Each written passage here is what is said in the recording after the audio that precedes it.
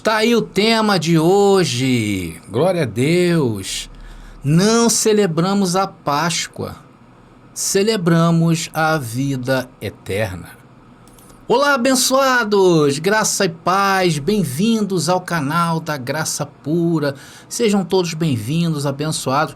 Já se inscreva logo, não perca tempo. Quanto é que eu pago, André, para me inscrever?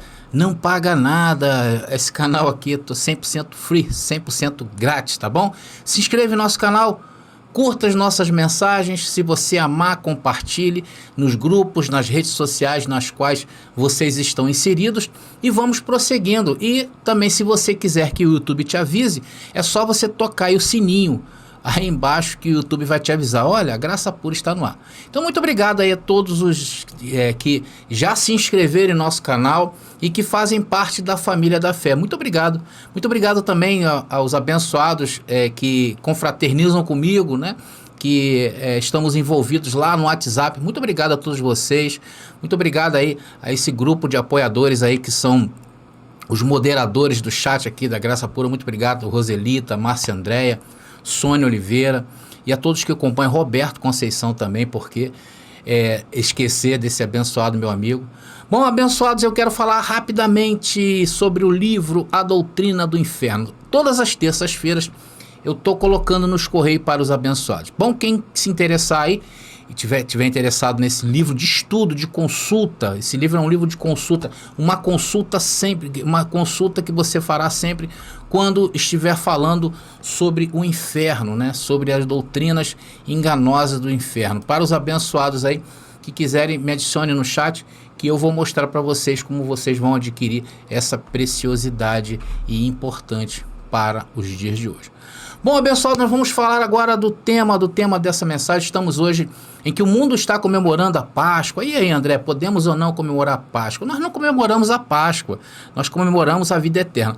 E a nossa comemoração não tem fim. É claro que também não vamos sair por aí, né, abençoados, comemorando de segunda a segunda, porque aí a gente não vai estar cuidando da nossa salvação diária. Então, nós aproveitamos esses ensejos que o calendário, né, o calendário cristão nos dá, e também vamos e participamos e mostramos ali em oportunidades que somos luz para brilhar nesses tempos. Então, de certa forma, a gente não comemora a Páscoa e não temos a visão da Páscoa como o mundo tem. Nós temos uma visão diferente e essa visão que nós vamos falar agora, tá bom, abençoados? Nós vamos falar aqui nessa mensagem, vamos trazer a história da Páscoa judaica, vamos trazer a história da Páscoa cristã, tá bom? E depois vamos mostrar o nosso posicionamento, que é o mais importante. Então, quero te convidar a ficar até o final. Bom, está aí? Está na hora da palavra revelada.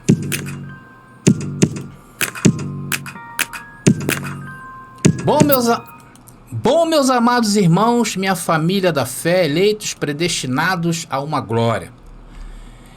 Para nós começarmos a entender essa mensagem e toda essa comemoração que se faz, né, no mundo no dia de hoje ou até os dias de hoje, nós temos que recorrer à linha do tempo. Então vamos ver como foi que a história da Páscoa começou, e começou pelos israelitas, que foram os primeiros a comemorarem, né, a Páscoa, que comemoram até os dias de hoje. E depois vamos ver como essa Páscoa passou para o mundo cristão. Então vamos primeiro falar da Páscoa judaica, porque essa festividade foi a primeira a aparecer na linha do tempo. E ela também serviu de base depois para a Páscoa cristã. Então, na primeira parte dessa mensagem, vamos abordar essa história. E como começou essa história, André? Então, o primeiro relato na linha do tempo que se teve notícia de como começou a se desenhar a Páscoa judaica foi aonde? Na lei de Moisés. Mais precisamente lá na palavra, na Bíblia, em Êxodo capítulo 12. Então, em Êxodo capítulo 12, vemos o quê? Quais são os requisitos para a realização desse evento? Amados, é claro que aqui cabe muitas discussões sobre se a origem foi essa mesma, tá? Ou seja, há muitas discussões sobre isso dentro do meio judaico, dentro do meio cristão, tá? Cristão do sistema religioso. Mas só que a ideia dessa mensagem não é discutir isso agora. Nós vamos dar uma passada básica nessa comemoração. Lá em Êxodo 12, né, fala explicitamente da libertação do povo hebreu do Egito. Era o momento em que Israel estava subjugado ao Egito. Então nós vemos vou mostrar para vocês, calma aí, em Êxodo capítulo 12, nós vamos abordar dois símbolos muito importantes dentro da comemoração da Páscoa judaica. O cordeiro, que iria ser imolado, e temos prescrições também para falar para vocês sobre os ázimos, né? Ou asmos, né? Os pães ázimos, tá bom? Ou seja, o que os hebreus não poderiam se alimentar de alimentos de fermentos por uma semana. Vamos ver também por que aconteceu isso. Amados, só lembrando mais uma vez que na linha do tempo, o povo hebreu estava cativo do Egito. Eu estou contextualizando vocês. E Deus tinha feito uma promessa ao povo que iria libertá-lo. E aqui nós estamos diante, vamos agora, vamos, como diz assim, vamos ancorar diante das pragas do Egito, das 10 pragas do Egito. E a última praga foi a do anjo da morte. E ele iria ceifar a vida de todos os primogênitos. Para isso, Deus instituiu regras para que esse anjo não entrasse na casa dos israelitas. E a seguir nós vamos ver essas instruções em relação, primeiro, a do cordeiro. Vamos ver. Então vamos aí em Êxodo capítulo 12, versículo 5, versículo 7, 8 e versículo 13 e 14, e vamos ler como começou a ser instituída a questão do cordeiro na Páscoa judaica. Está ali. O animal será sem defeito, macho de 1 ano. Podereis tomar tanto um cordeiro como um cabrito. Tomarão do seu sangue e o porão sobre as 2 ombreiras e sobre a moldura da porta das casas, em que o comerem. Naquela noite comerão a carne assada no fogo com pães sem fermento, vamos falar daqui a pouco, e ervas amargas. Então isso fazia parte das instruções. Continuando, o sangue sobre as casas em que habitais vos servirá de sinal de proteção. Vendo o sangue, passarei adiante, e não sereis atingidos pelo flagelo destruidor, quando eu ferir o Egito. Conservareis a memória daquele dia, celebrando-a como uma festa em honra do Senhor. Fareis isso de geração em geração, pois é uma instituição perpétua.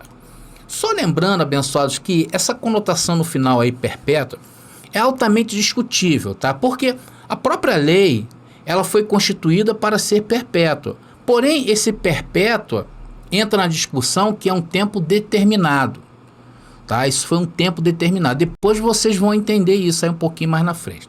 Mas aqui está os requisitos para que esse cordeiro pudesse ser usado na Páscoa judaica. Ele teria que ser macho de 1 ano, não poderia ter nenhum tipo de defeito. Poderia também ser um cabrito, tá bom? Matava-se o cordeiro e o sangue desse cordeiro se passava onde? Nas portas da casa.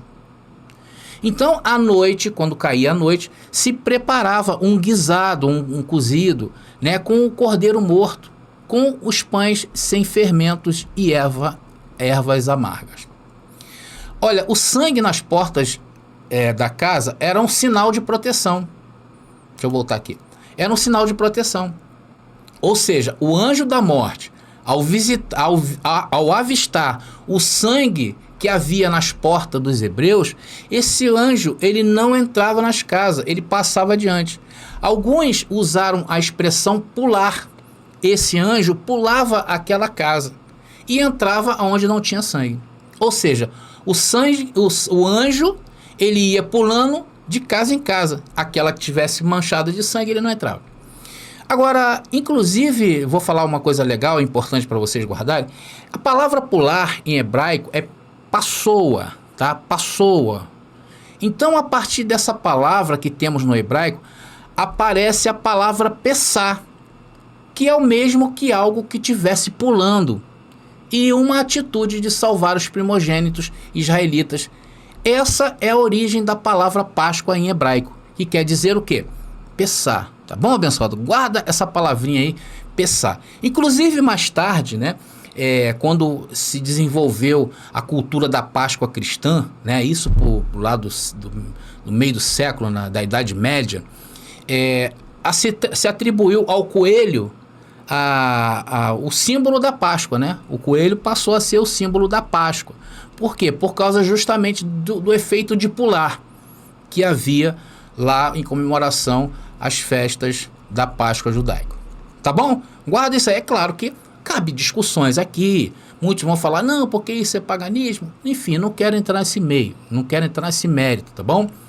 Agora vamos entrar no segundo elemento, tá? Vamos ver o segundo elemento da Páscoa judaica, que são os pães ázimos. Vamos ao texto, Êxodo capítulo 12, versículo 17 e versículo 19. Vou colocar para vocês aí. E vamos ler. Guardareis a festa dos ázimos, porque foi naquele dia que tirei do Egito vossos exércitos. Guardareis aquele dia de geração em geração. É uma instituição perpétua, mais uma vez, usando essa comemoração como se fosse algo eterno. E não é. Eterno foi até. Eu vou mostrar isso aí para vocês. Se eterno aí se cumpriu. Então, durante 7 dias, não haverá fermento em vossas casas. Se alguém comer pão fermentado, será cortado da Assembleia de Israel, quer se trate de estrangeiro ou natural do país. Então, aqui estão as prescrições em relação aos pães ázimos, que é a comida lá daquele povo, né? E era sem fermento. E eles ficavam... esse pão ele ficou guardado durante 7 dias. Agora, você saberia me dizer por que os pães ázimos entrou nessa tradição? Segundo a própria tradição judaica, entende que devido ao que eles iriam passar, o povo de Israel iria passar, não deu tempo de preparar a massa com fermento. Ou seja, eles tinham pressa. Eles tinham pressa em sair do Egito. Então não deu tempo para a massa com fermento, ela descansar. Porque o pão, ele precisa descansar. O pão com fermento, ele precisa descansar. Por quê? Para a massa crescer. Quem é padeiro aí sabe do que eu estou falando, né?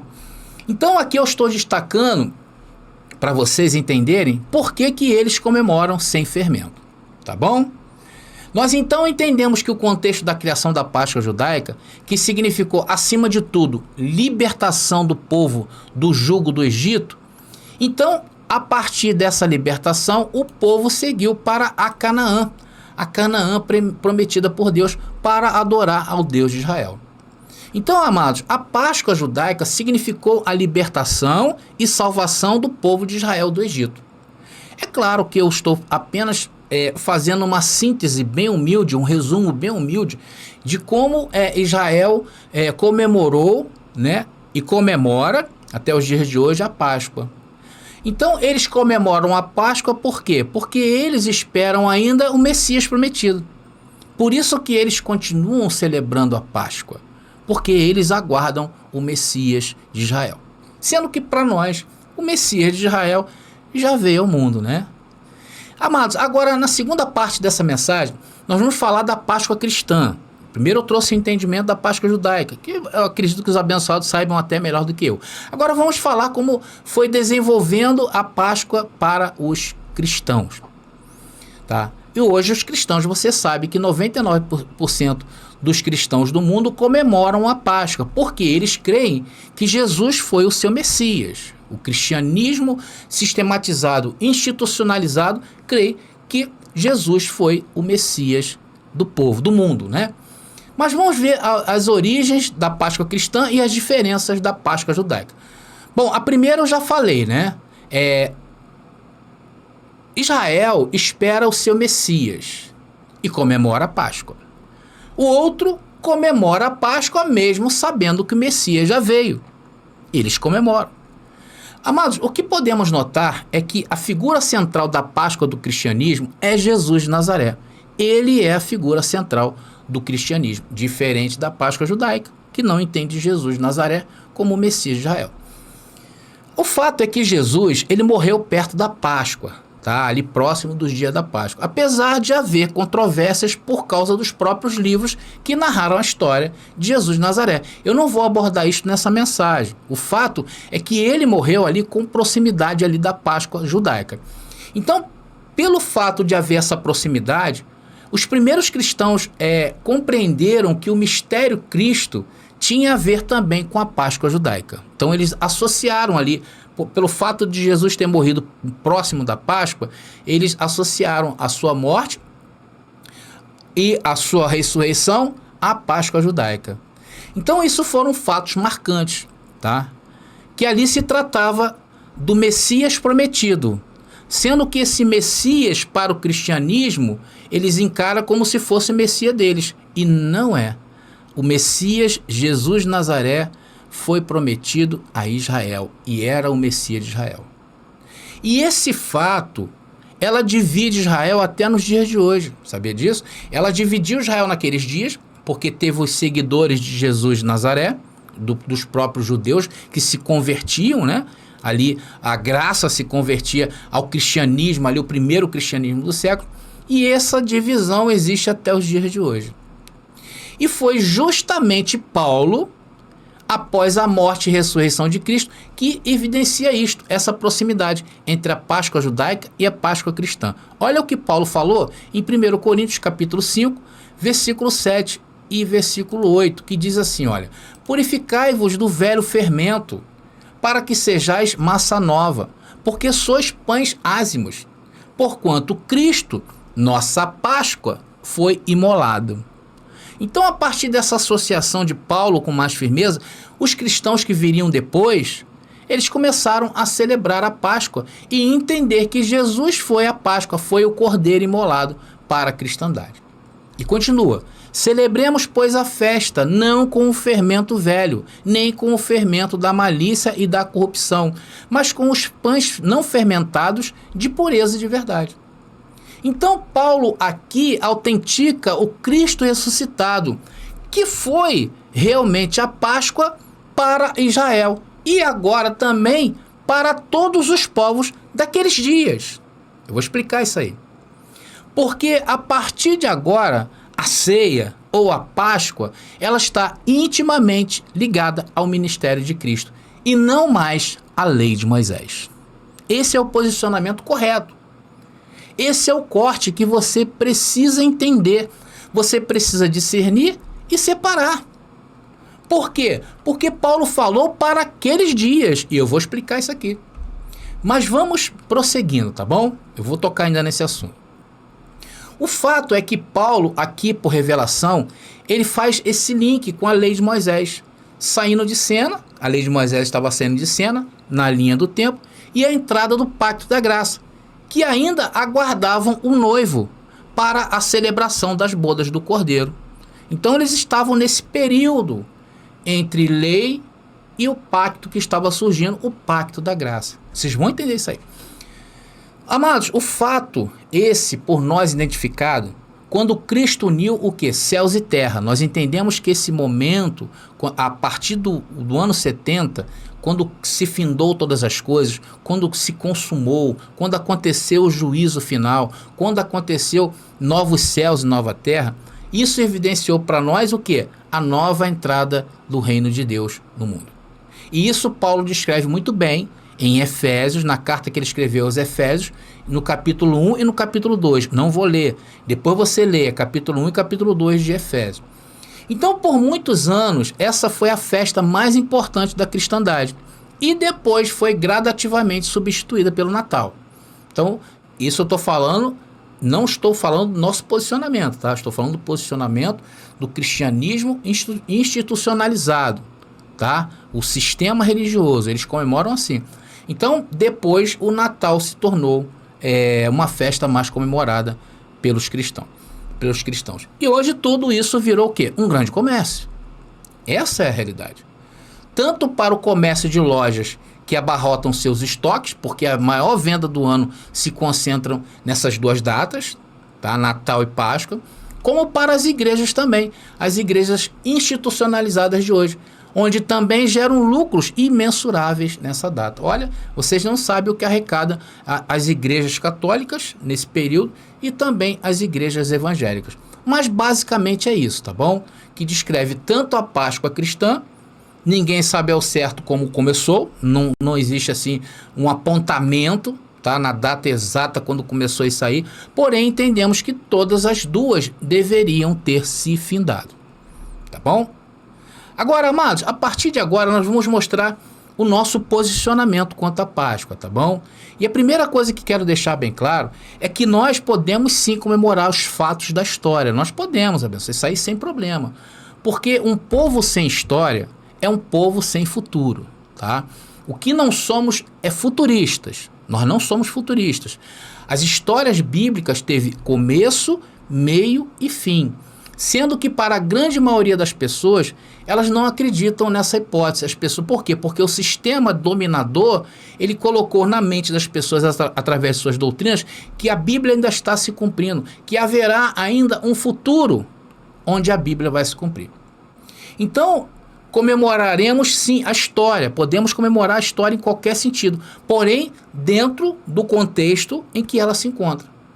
E não trazendo sobre nossas cabeças e muito menos pelos nossos ombros fardos pesados iguais ao que antes estávamos postos em nossa cabeça e nas nossas costas, nossos ombros. Nós saímos de um sistema pesado, um sistema de jugo pesado. Agora, eu quero mostrar para vocês que existe, dos grupos no mundo, das pessoas que vivem nesse mundo, existe 4 grupos que encaram a Bíblia de uma forma. E nós vamos ver quais são. O primeiro grupo é aquele grupo formado por pessoas que ignoram a Bíblia por completo, tá? Como muitos fazem hoje. Hoje, para muita gente, a Bíblia não passa de um livro como outros vários que existem no mundo. Para eles não tem diferença, tá? Existe um segundo grupo, uma segunda forma de se encarar a Bíblia, que é ignorando, como fazem o primeiro grupo. Porém, sempre usando o quê? A Bíblia para confrontar os que creem nela. Como é o caso dos ateus, já viram? Os ateus, eles são religiosos disfarçados que passam a sua vida inteira tentando mostrar ao mundo que Deus não existe. E eles usam o quê? A própria Bíblia. Então esse é o segundo grupo. Que encaram a Bíblia. O primeiro é o que não liga, o que para ele a Bíblia é normal, ele até lê, mas como uma questão cultural, mas não com o entendimento. O segundo, ele lê com o entendimento, porém ele se julga ateu e quer mostrar àqueles que acreditam na Bíblia ou em Deus que Deus não existe, né? Esses são os religiosos. Existe um terceiro grupo, uma terceira forma de se ver, né? É crer, por exemplo, que ela ainda contém profecias para o futuro. Existe esse terceiro grupo. Então, aqui se encontram quase que 95% da humanidade. Então, essas pessoas são chamadas de futuristas. Por quê? Porque elas creem que a Bíblia ainda tem partes para se cumprir. Como, por exemplo, a segunda volta de Jesus, o Armagedon, né? o milênio, que um dia o diabo e a besta e o falso profeta serão jogados no lago de fogo do inferno. Essas pessoas acreditam que Jesus um dia virá julgar o mundo. Então, essas pessoas são chamadas futuristas. E hoje, 95% das pessoas que creem na Bíblia sob uma perspectiva futura. E a quarta, que somos nós, é aqueles que creem que ela se cumpriu por completo. Ou seja, procuram explicações dentro da lógica, tentando entender o contexto, perseguindo na história fatos que evidenciam o seu total cumprimento. Então, não é uma coisa assim louca, como as pessoas pensam. Por que essas pessoas aí pensam que a Bíblia toda está cumprida? Eles são malucos? Não. Nós estamos contextualizados e tentamos entender a história para buscar ali evidências para mostrar que a Bíblia toda já foi cumprida. Então, esse canal aqui é um canal que se encaixa no quarto grupo. Um grupo pequeno, mas seleto, que hoje está o quê? Em franco crescimento. Então, tudo que falamos, tudo que nós aqui desse canal falamos, nós procuramos o seu contexto.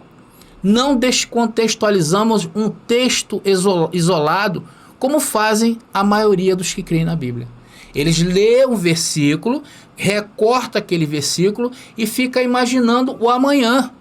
É por isso que quando acontecem tragédias no mundo, vão todos os cavaleiros do Apocalipse, que são essas pessoas hoje que têm voz no sistema religioso, e vão ali falar de um futuro, de Jesus falou isso, porque lá em Mateus diz isso, porque Apocalipse diz aquilo. Então essas pessoas creem na Bíblia de forma futura. Então, amados, nós vimos nessa mensagem até agora as diferenças das Páscoas praticadas ambas por judeus e cristãos, e entendemos que todas as duas foram válidas para aqueles dias, ok? Jesus de Nazaré foi a figura central do judaísmo. O que, André? É isso aí, segundo a própria Bíblia. Jesus não foi a figura central do cristianismo, como muitos pensam, porque ele não veio para os povos do mundo daquela época, e muito menos dessa época. Jesus de Nazaré, falando de Jesus de Nazaré, ele veio para israelitas, tanto religioso como para o israelita que não praticava nenhuma religião. Se você pegar os livros que narram a história de Jesus de Nazaré, toda a sua vida esteve aonde? Em Israel. Jesus nunca saiu de Israel. Jesus viveu, comeu, nasceu, desenvolveu e morreu em Israel. Se Jesus viesse para o mundo, Jesus falaria aos africanos, que naquela época já existiam. Jesus falaria para os europeus, que naquela época já existia. Jesus falaria para o povo asiático, que já existia naquela época.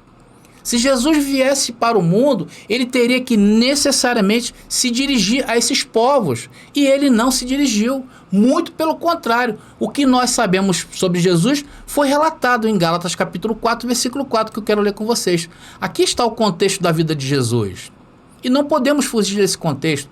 Está ali, olha. Mas quando veio a plenitude dos tempos, qual foi a plenitude dos tempos? Do nascimento de Jesus a o ano 70 depois de Cristo. Então diz ali, mas quando veio a plenitude dos tempos, Deus enviou seu filho que nasceu de uma mulher e nasceu submetido a uma lei. Olha aí, abençoados. Ele veio submetido a um jugo. Ele veio e foi religioso de uma religião. E essa religião não foi o hinduísmo, essa religião não foi o budismo, porque essas religiões já haviam nesse tempo. Jesus também não foi muçulmano e muito menos cristão. Se Jesus viesse a todos, ele não poderia estar submetido a uma religião determinada pela Torá. Aí sim, se ele viesse para todos, Jesus sim seria considerado o Messias do mundo, como prega hoje o cristianismo. Romanos capítulo 15, versículo 8, que nos dá mais evidências do ministério de Jesus de Nazaré. E diz ali, olha, digo, pois, que Jesus Cristo veio, foi ministro da circuncisão. O que é circuncisão? Lei de Moisés. Por causa da verdade de Deus. Para que confirmasse o quê? As promessas feitas lá por profecias aos pais de Israel. Jesus veio para isso, não podemos descontextualizar. Se vamos descontextualizar isso aqui, vamos ter que começar a fazer igual o sistema, arrumar retalhos para que hoje viemos a afirmar que podemos comemorar a Páscoa. Então, como hoje também eu posso fazer a seguinte pergunta: como hoje se prega que se Jesus veio para todos os povos? Qual foi a missão de Jesus de Nazaré? Foi te salvar? Claro que não. Ele nem teria motivos para te salvar hoje. Não teria. Mas ele veio salvar um povo que estava sob o jugo de condenação e morte. Está entendendo, abençoado? Olha o que está dizendo esses textos que eu acabei de ler agora. Então, se isso é verdade, logo o ministério de Jesus de Nazaré foi para os israelitas. Jesus foi o Messias de Israel. Ele veio fazer o quê? Remir, ele veio salvar, ele veio resgatar o que estavam sob a lei. Então a Pessach, que é a Páscoa judaica, tinha que acabar, e não acabou. Ela continua sendo feita religiosamente, porque eles não têm o ministério de Jesus de Nazaré como o Messias prometido.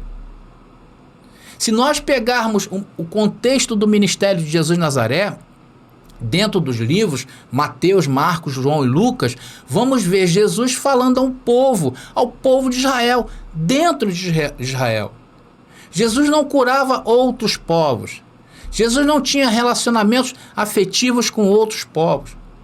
Ele tinha uma missão. E qual era a missão? Resgatar o povo de algo pior do que os egípcios. E sabe o que foi pior do que os egípcios? Pior do que os babilônicos? Pior do que os romanos? A Torá.